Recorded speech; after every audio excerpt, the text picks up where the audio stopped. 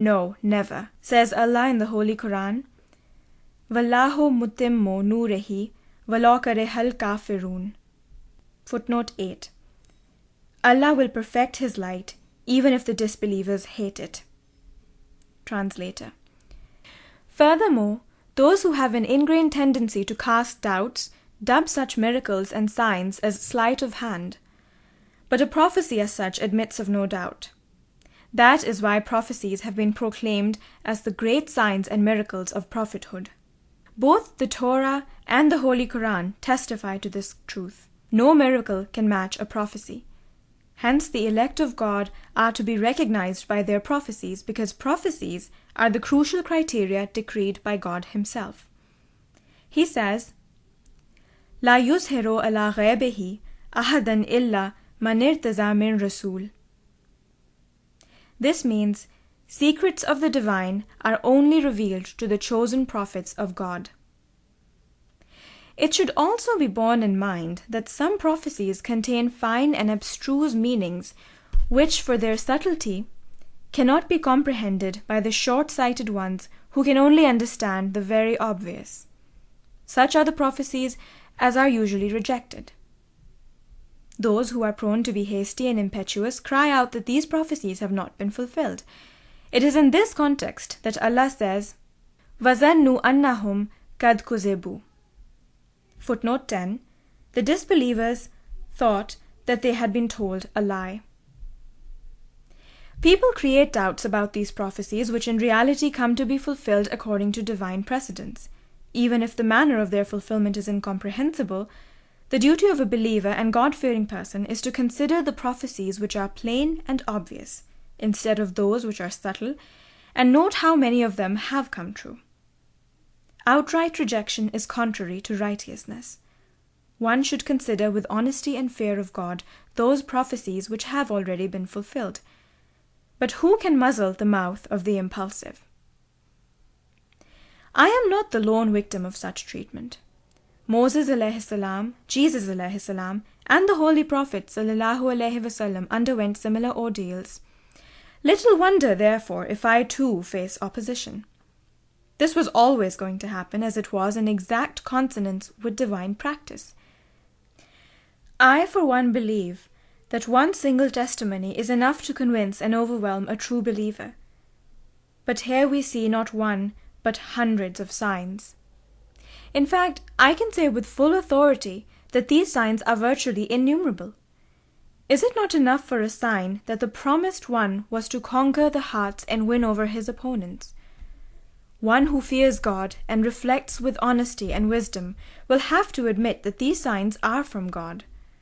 It is also self-evident that unless an opponent refutes these signs or counters them with precedents, divine position reigns supreme.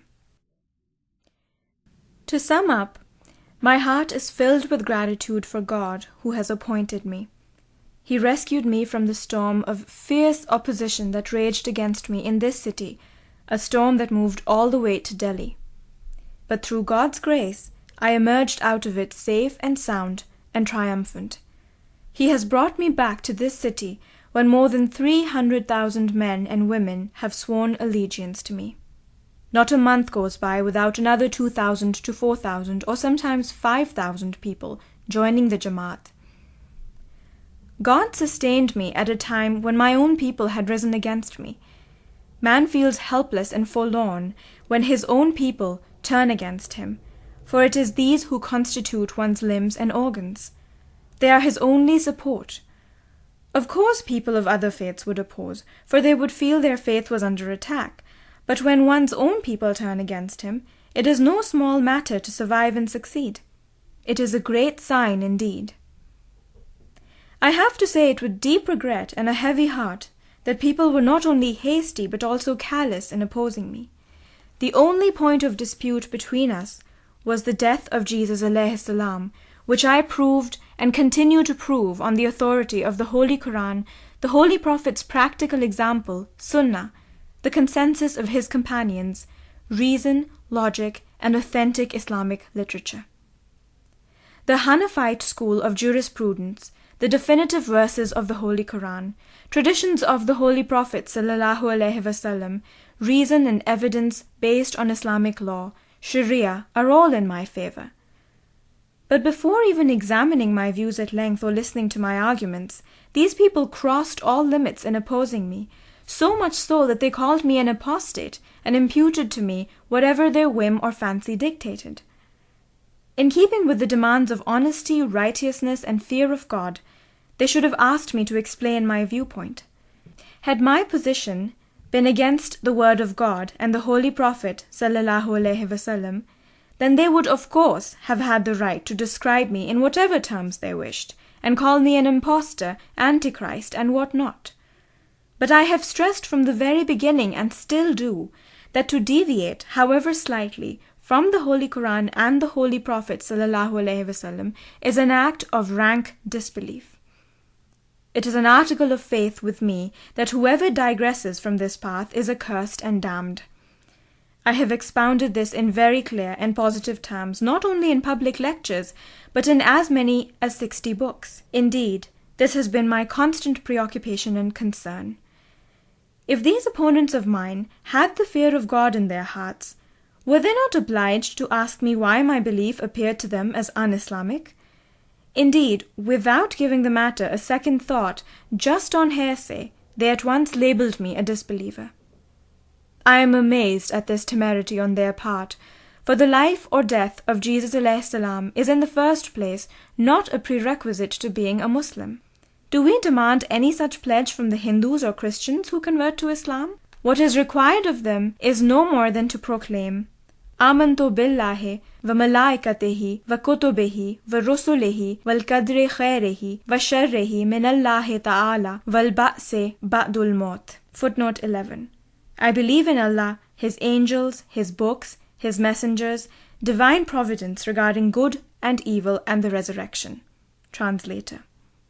Despite the fact that this issue of the life or death of Jesus ﷺ does not form part of the Islamic dogma, why, consequent upon my declaration that Jesus ﷺ was dead, was I subjected to such violent persecution?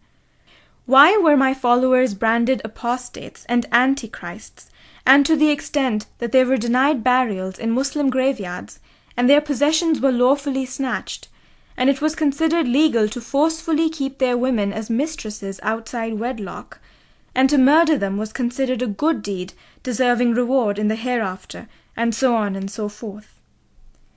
There was a time when these very clerics used to shout that if there were 99 reasons to call someone a disbeliever, and only one reason to call him a Muslim, he would still be a Muslim and not a disbeliever. What has gone wrong now? Am I worse off than even this?